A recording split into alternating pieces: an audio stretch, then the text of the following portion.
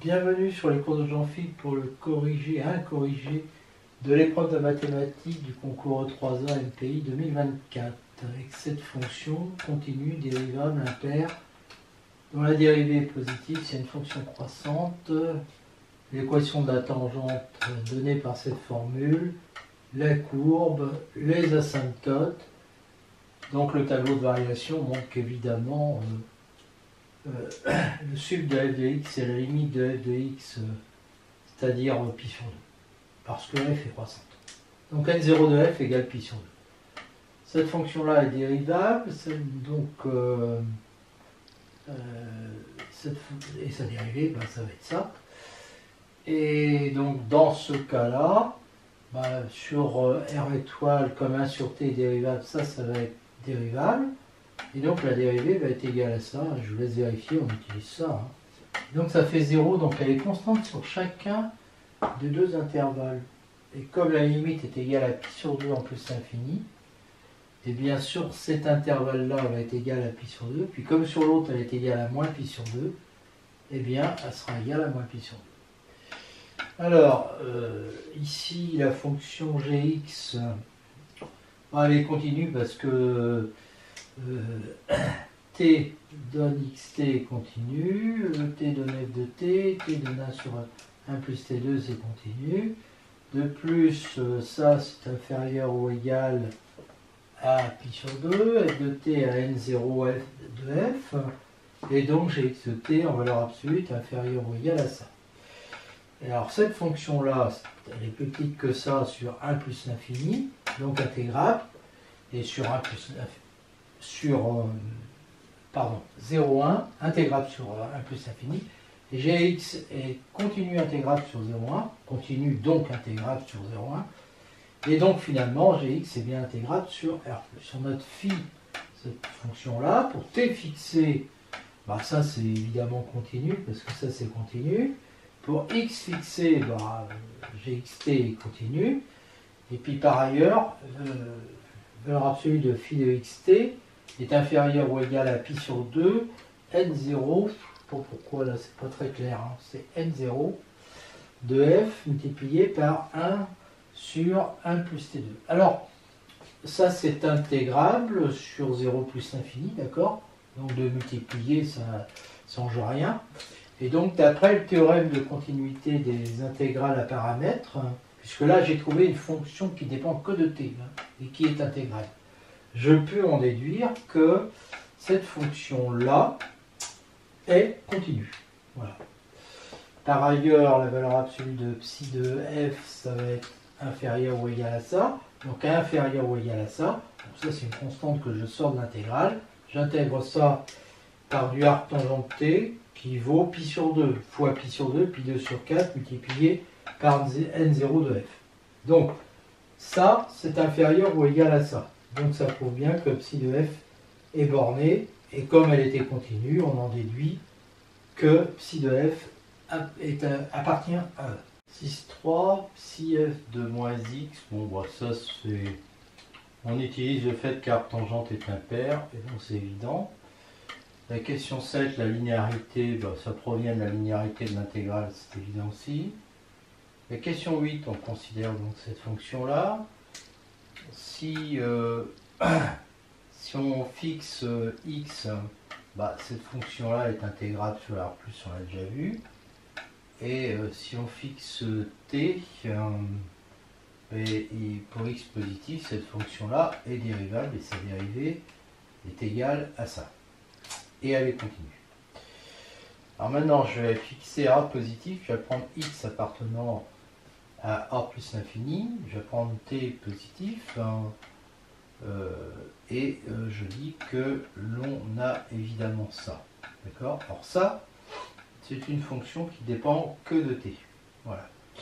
Qui dépend, j'aurais pu prendre t supérieur ou égal à 0. Alors g est intégrable sur R+, parce qu'elle est continue sur 0,1, donc intégrable sur 0,1, et que pour t supérieur ou égal à 1, g de t est inférieur ou égal à t n0 de f sur a de t2 fois t2, c'est-à-dire que ça nous fait un truc comme ça. qui est continu, intégrable, on sait, un critère de Riemann.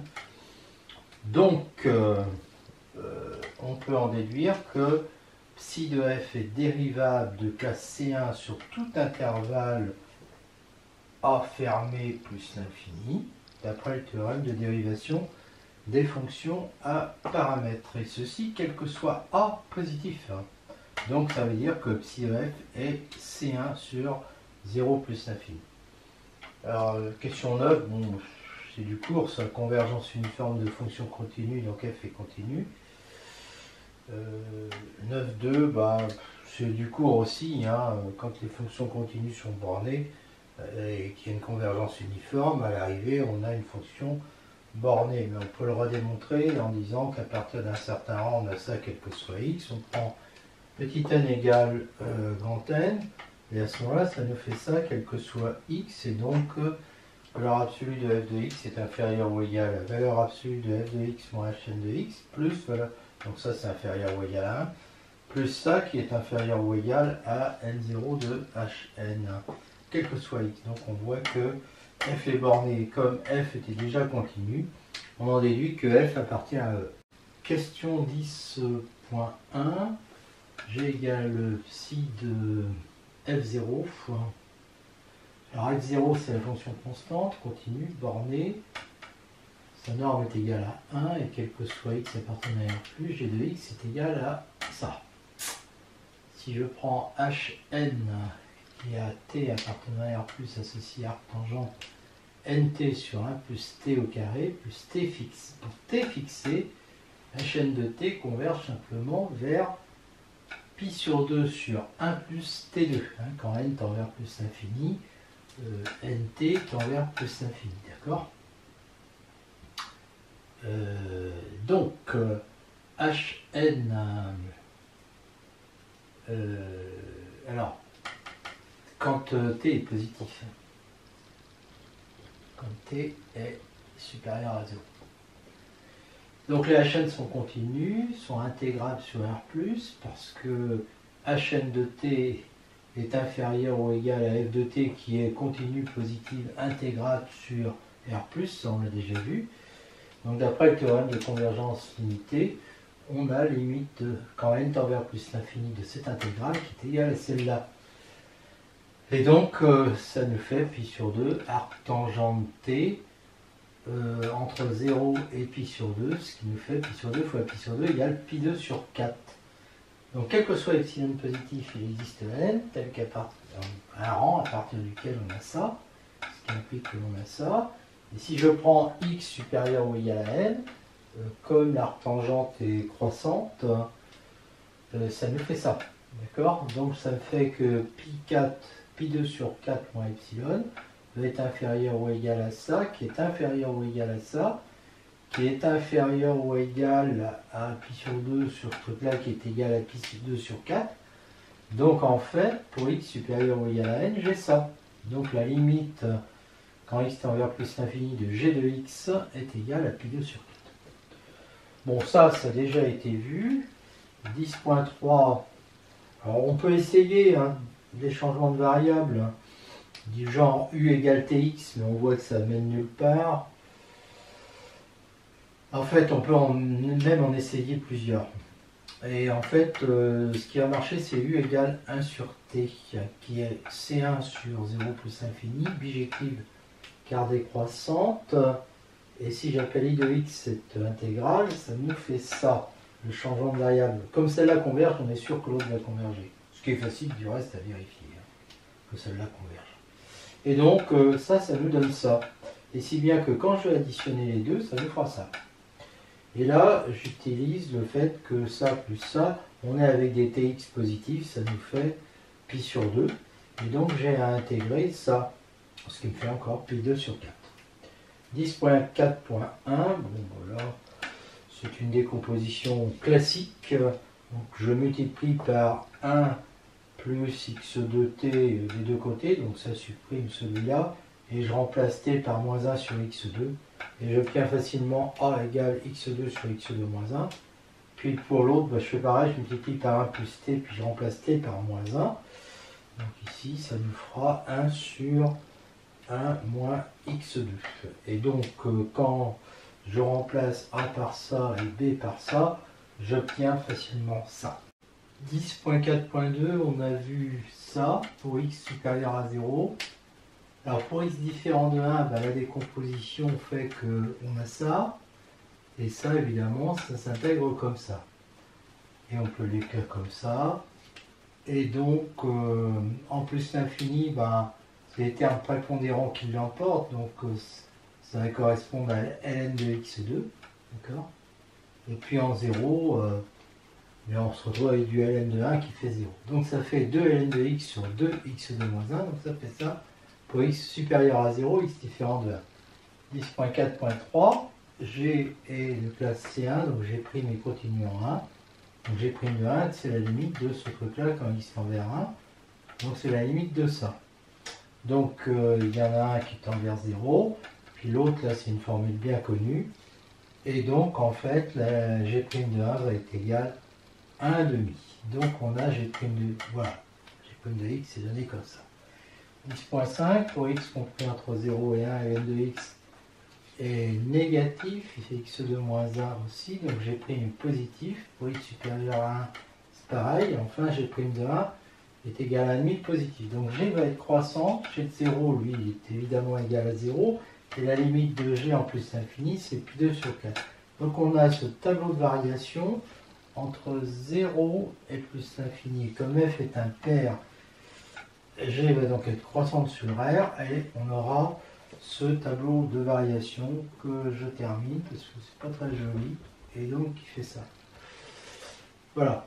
Par ailleurs, la limite de G' de x en 0, c'est cette limite là. Bon, ça fait du moins l'infini sur moins 1, fait plus l'infini. On a une tangente verticale en 0. On a les deux asymptotes ici qui correspondent aux deux limites. Et voilà l'allure de la courbe. Exercice 2, bon, très facile, purement calculatoire, je vais très vite. Je vous laisse lire tellement c'est évident. Alors là, P de z égale 0, quel que soit z appartenant à U, si P est différent de 0, il aurait une infinité de racines, donc c'est pas possible puisqu'il est de degré n, donc il n'a pas plus de n racines. Donc P est égal à 0. Là, c'est évident. Ça, c'est pareil, c'est évident. A est triangularisable, donc on peut faire un changement de base et avoir ça. Et on sait que sur la diagonale, on a toutes les valeurs propres, éventuellement plusieurs fois. Et donc la trace de A, c'est la somme des lambda K. Ça, c'est facile aussi, je vous laisse vérifier, ça fait ça. Là, il y a 2K. Si L est égale à K, ou si L n'est pas égale à K. Si K est égal à L, c'est exponentielle de 0, ça fait 1. Et si, sinon on intègre, mais enfin on intègre des fonctions de pi périodiques, donc on obtient 0. Là, c'est de la linéarité, c'est évident, d'accord? Je vous laisse regarder. Ça, c'est tellement évident que je ne le fais pas. Ça, je vais prendre le conjugué des conjugués. Je sais que je peux le sortir de l'intégrale grâce aux questions précédentes, et donc j'obtiens le résultat. Ça, c'est évident, ça fait le module de P d'exponentialité θ dθ, donc ça appartient à R+. Et c'est nul, c'est nul. Comme ça, c'est un réel positif et que la fonction est continue parce que les polynômes sont continus et exponentialité θ aussi. Donc ça équivaut à dire que le module de P de exponentialité θ est toujours égal à 0 quand θ décrit 0 de pi. Quand donc ce qui équivaut à dire que P de exponentialité θ égale 0, quel que soit θ appartenant à 0 de pi. Mais quand θ décrit 0 de pi, exponentialité θ décrit U, et on a déjà vu que donc ça équivaut à dire que P de z égale 0, quel que soit z appartenant à U, U qui est infini, donc ça équivaut à dire que P est... Question 6.5.1, avec Q0 est égal à ça. Fit Q0, je change le Q0 ici, je laisse celui-là parce que ça va être plus facile pour les calculs. Donc j'utilise ce que j'ai fait avant, la linéarité. Et puis une fois que j'ai ça, là je refais la même chose. Cette fois-ci je change Q0 ici. Et puis je le change aussi ici. Alors le premier, ça fait phi de xn xn qui vaut 1, plus la somme des AJ phi de xn xj qui valent 0. Bon, et donc ça c'est fait. Alors maintenant il y a ça. Donc je vais avoir la somme des AK bar phi de xk avec xn. Voilà. Donc ça aussi ça vaut 0 pour la même raison, parce que j est inférieur à n et que k est inférieur à n. Plus lambda. Et le lambda c'est quoi? C'est le reste, c'est-à-dire ça et puis ça. Donc c'est somme des AK bar, somme des AJ phi de xk xj. Alors là, pour k différent de j, ça vaut 0, et pour k égale j, ça fait 1. Donc il va rester que les k égale j, donc il va rester que ça. Voilà. Et donc ça fait que phi de x0 de q0 q0 est égal à 1 plus ce truc-là. Voilà. D'où l'on voit tout de suite qu'évidemment c'est supérieur ou égal à 1. Je pose m égale ça, q0 6 plus 5.2. J'ai donc ça, quel que soit état appartenant à 0 de pi. Et donc, je vais avoir ça qui est inférieur ou égal à 1 sur 2pi fois 2pi m égale m. Donc si m est inférieur à 1, ça me donne que phi de q0 est inférieur à 1, ce qui est faux. Donc m est supérieur ou égal à 1. 6.5.3, si q0 égale xn, bon, ben, il est évident qu'on a ça, donc m est égal à 1.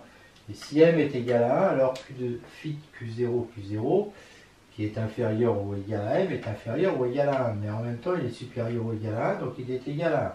Et donc, comme il est égal à 1, c'est-à-dire que ça, c'est égal à 0. Et donc, tous les AK, quand k est inférieur à n-1, inférieur ou égal à n-1, sont nuls. Donc, q0 égale xn. Donc, on a bien ça. La dernière, la question de courbe, c'est une suite arithmético-géométrique. Enfin, elle n'est ni arithmétique ni géométrique. Donc, comment on fait?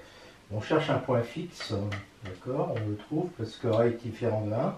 Puis ensuite, l'astuce, ben, on écrit un plus 1 moins x en disant que c'est ça, et en moins x, c'est moins ax plus b. Et on trouve facilement donc que la suite Vn est géométrique de raison A, et donc que Vn est égal à an-1 V1, puisqu'on part de 1, du rang 1.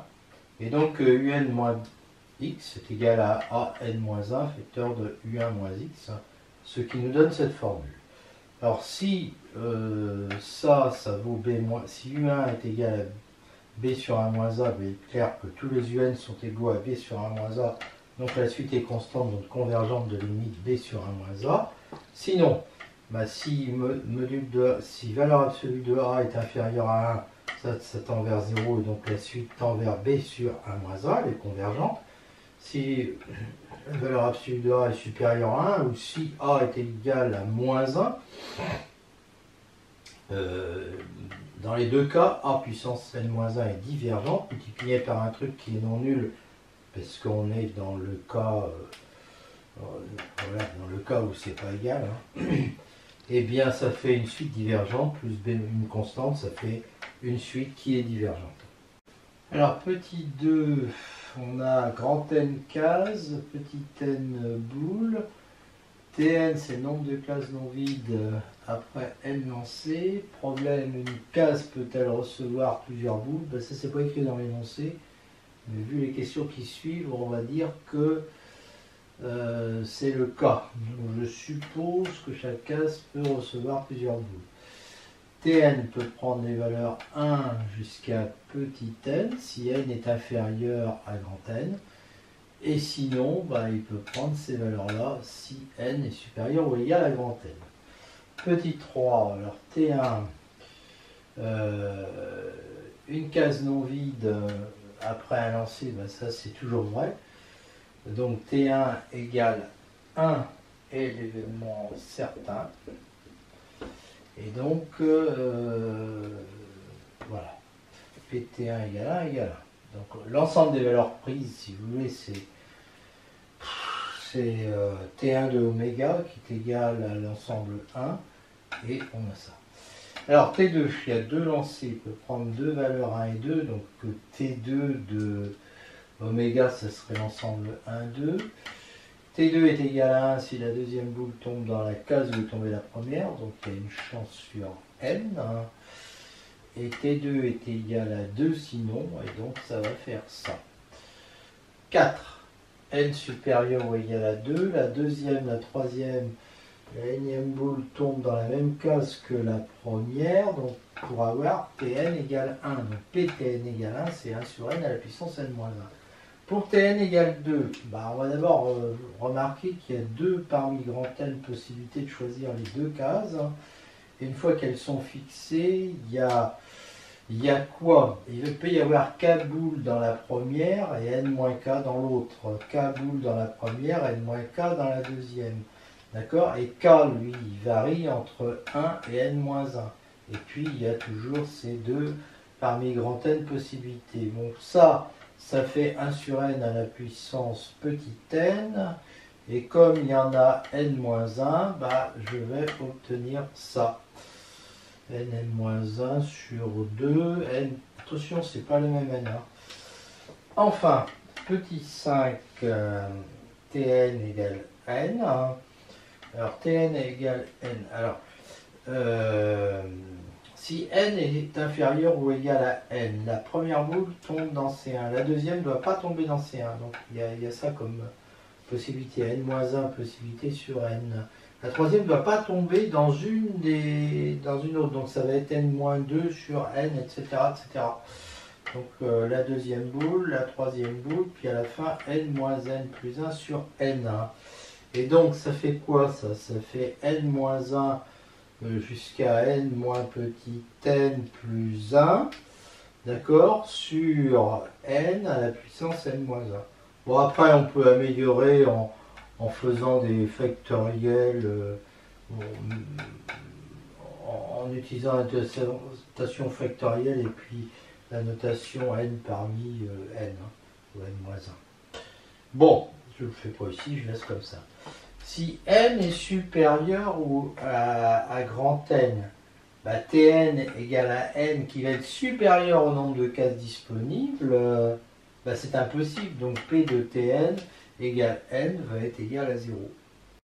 Question 6, Tn plus 1 égale k est réalisé si Tn égale k est réalisé, ou bien si Tn égale k moins 1 est réalisé. Alors, dans ce cas-là, il faut que la dernière boule soit dans une des k cases non vides, et puis là, dans ce cas-là, il faut que la dernière boule soit dans une des n moins k moins 1 cases restantes,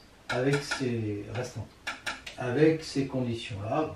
Donc ça nous fait un arbre en fait, et on a P de Tn plus 1 égale k, sachant Tn égale k multiplié par P de Tn égale k. Donc ça va nous faire ça. Plus P de Tn plus 1 est égal à k, sachant Tn égale k moins 1, c'est-à-dire ça, multiplié par P de Tn égale k moins 1. Voilà. Question 7, Gn de x est égal à ça, mais Ptn égale 0 égale 0, et Ptn supérieur à n est égal à 0, donc en fait c'est égal à ça. Gn plus 1 de x est égal à ça, et là je remplace ici ça par ça. D'accord? Et je sépare en deux, donc une première somme qui vaut ça, et là j'enlève le dernier terme qui lui vaut ça et qui vaut donc 0, plus la deuxième somme qui est égale à ça. Donc je sais que G' n de x c'est égal à ça, et donc je vois que S1 est égal à x sur n, G' n de x. S2, lui, il est égal à la somme des xk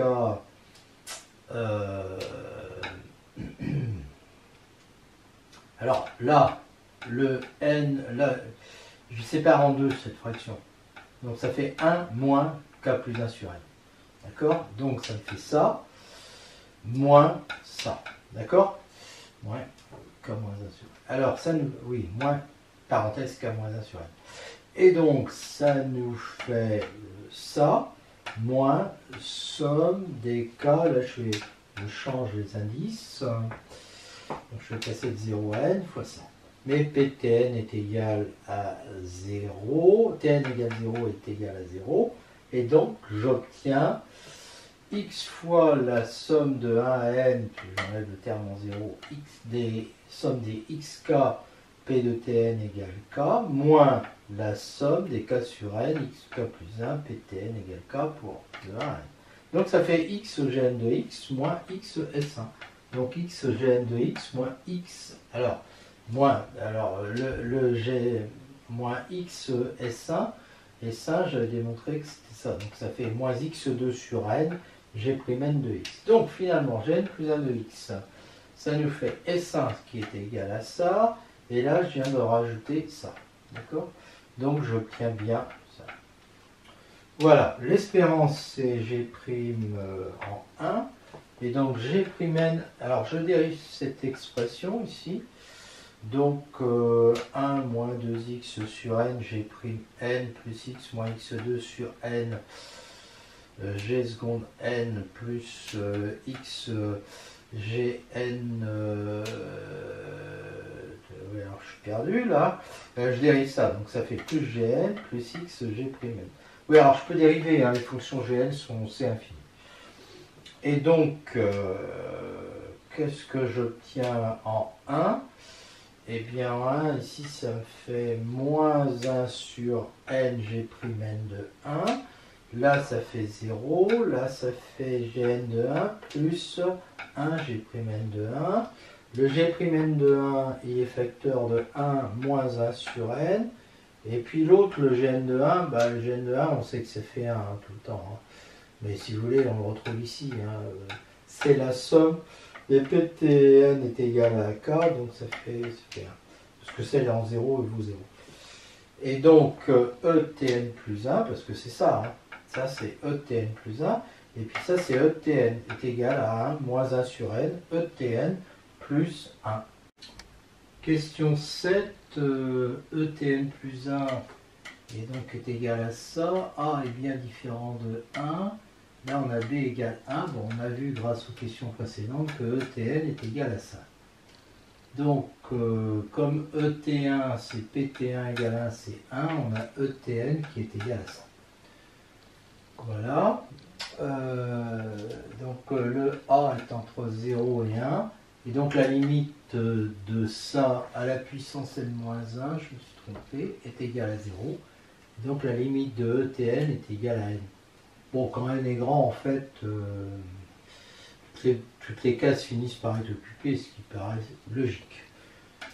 La question 8, il faut l'interpeller, c'est un peu vaseux la question. Hein. Alors, bon, xi égale 0 si la case ci est vide, ainsi non. Donc là, la probabilité c'est ça, et là, la probabilité c'est ça. Donc E de xi est égal à 1 moins n-1 sur n à la puissance n. En fait, ça suit une loi de Bernoulli. Hein. Tn, c'est la somme de 1 à grand N des xi, qui donne bien le nombre de cases non vides. Hein. Et Etn, comme elles sont indépendantes, les xi, eh ben, ça fait n fois ce truc-là. Alors, n fois ce truc-là, on va bien retrouver l'autre, hein, parce que si je développe, ça fait ça. Et donc, ça fait n moins n fois ce truc-là à la puissance n-1 fois ça. Et donc, ça fait, et le n, je le marie avec ça. Et donc là, ça fait n moins 1, et je prends l'opposé, ça fait 1 moins n, et je retrouve le résultat. L'exercice 4, c'est plus facile, ça. Bon, deux exemples, c'est de là. A équitable, ça équivaut à ça. Moins A équitable, ça équivaut à ça. Et donc, ça implique que l'on ait ça, quel que soit ij. Donc, A est égal à 0. C'est la seule, telle que A et TA soient équitables. Transposer, donc AT c'est BIJ, où BIJ est égal à J. On suppose A équitable, donc on a toujours ça. BIJ égale à J, BKJ est égal à AKI à JK est égal à JK AKI est égal à AJ est égal à BIJ. Et donc, je vois que BIJ est égal à BIK, BKJ, quel que soit IJK. Et donc, ça veut bien dire que la transposée de A est équitable. Petit 4, A est équitable, K est égal à J. Ça nous donne que AI est égal à IK, donc AIJ, AJ.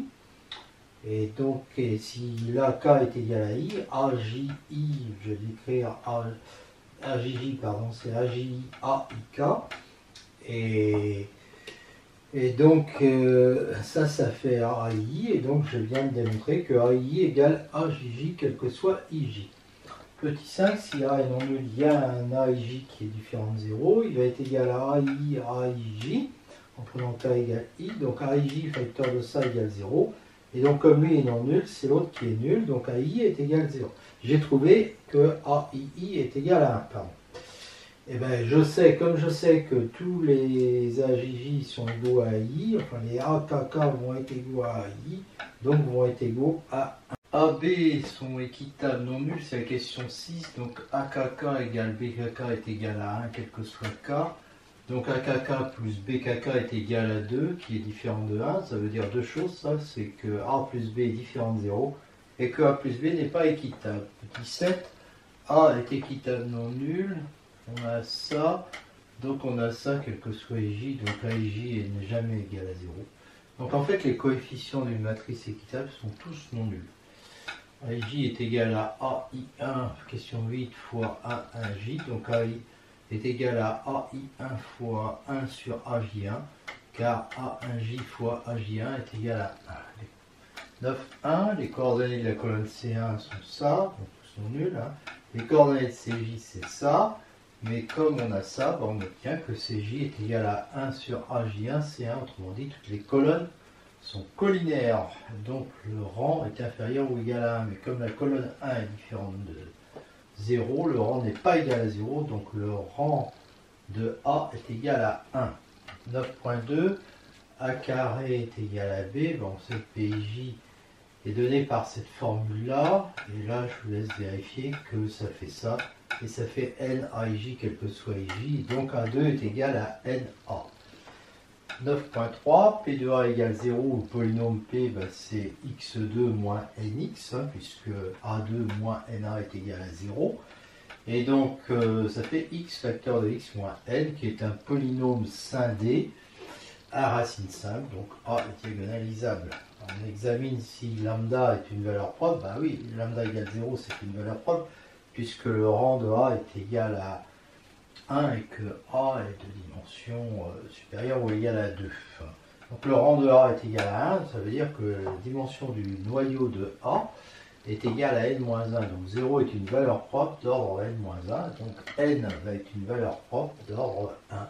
Donc A est diagonalisable sous cette forme-là. 9.5, J est équitable semblable à D.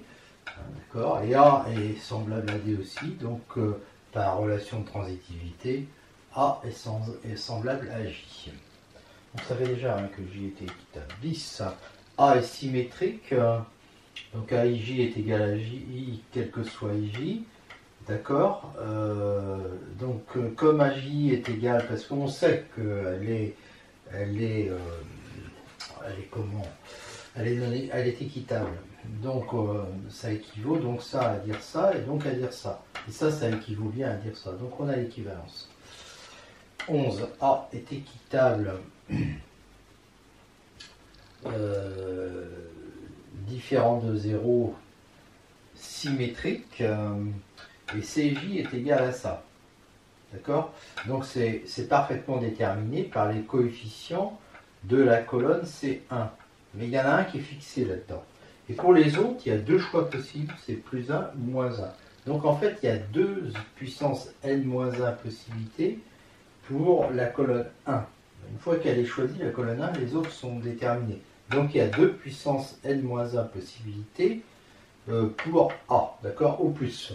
Réciproquement, si A1 est égal à 1 et que AI1 est égal à plus ou moins 1, quel que soit I allant de 2 jusqu'à n, eh bien, comme c'est équitable, non, il ne faut pas dire ça, non.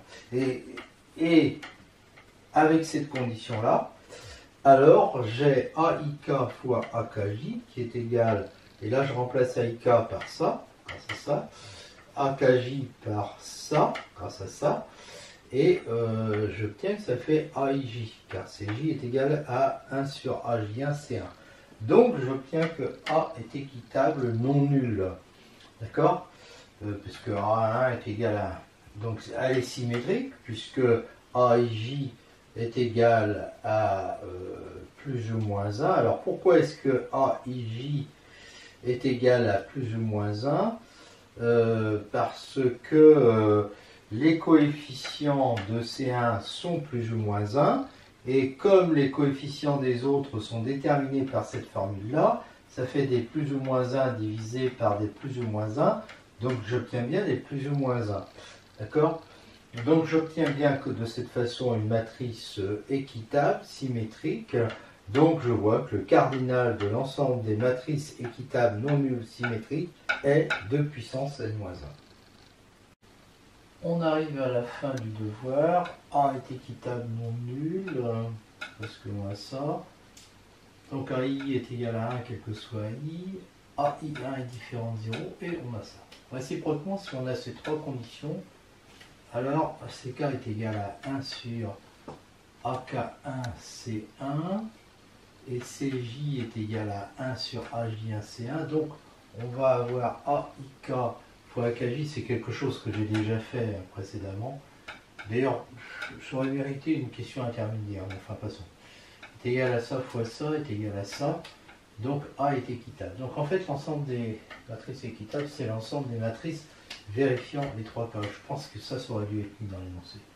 A est déterminé par C1, donc qui vérifie ça, soit P le cardinal de G, pour I égale 2 jusqu'à N, I1 prend P valeur possible, donc on a P puissance N-1 possibilité pour C1, donc pour A, et donc le cardinal recherché est P à la puissance N-1. Et enfin pour la 13, N est égal à 2, on a pris ce groupe-là, les matrices équitables possibles, ce sont évidemment ces deux-là.